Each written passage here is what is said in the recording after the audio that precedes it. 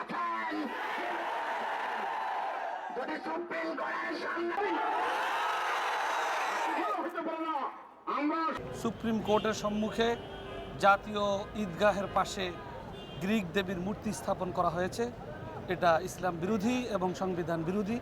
আমরা সরকারের কাছে জোর দাবি জানানোর জন্য যে ইসলাম বিরোধী সংবিধান বিরোধী মূর্তিকে অতি দ্রুত অপসারণ করা হোক।